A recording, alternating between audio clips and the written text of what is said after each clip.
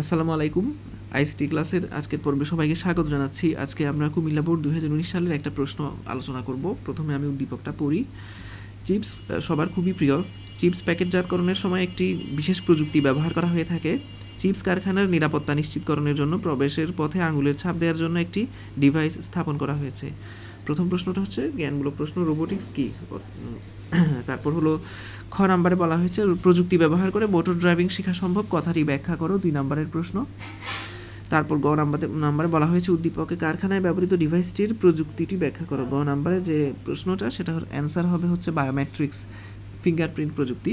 Fingerprint প্রযুক্তি ব্যবহার করা হচ্ছে গিয়ে বর্তমানে হলো মানুষের আচরণগত বৈশিষ্ট্য, দৈহিক গঠন এগুলো সম্পর্কে জানা যায়। এটা হচ্ছে ইলেকট্রোম্যাগনেটিক পদ্ধতিতে আঙুলের ছাপ চিত্র তৈরি করা হয়। এটা বাংলাদেশে বর্তমানে বিভিন্ন জায়গায় ব্যবহার করা হচ্ছে, স্কুল, কলেজ, অফিস, আদালতে এই জিনিসটা ফিঙ্গারপ্রিন্ট প্রযুক্তিটা ব্যবহৃত হয়। এটা হচ্ছে একটা বায়োমেট্রিক্স সিস্টেম। তারপর ঘ নাম্বারের যে প্রশ্নটা সেটা হচ্ছে চিপসের ক্ষেত্রে ব্যবহৃত প্রযুক্তির সুবিধা ও অসুবিধা উল্লেখসহ তোমার মতামত বিশ্লেষণ করো। এখানে চিপসের ক্ষেত্রে যে ব্যবহৃত প্রযুক্তিটা সেটা হচ্ছে ন্যানো টেকনোলজি।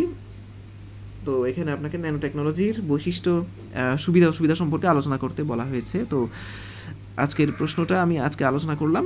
সামনে থেকে আমি চেষ্টা করবো আরও কিছু প্রশ্ন নিয়ে আপনাদের সামনে উপস্থিত হওয়ার জন্য, এবং সাথে সেগুলোর সমাধানও কিন্তু উল্লেখ থাকবে।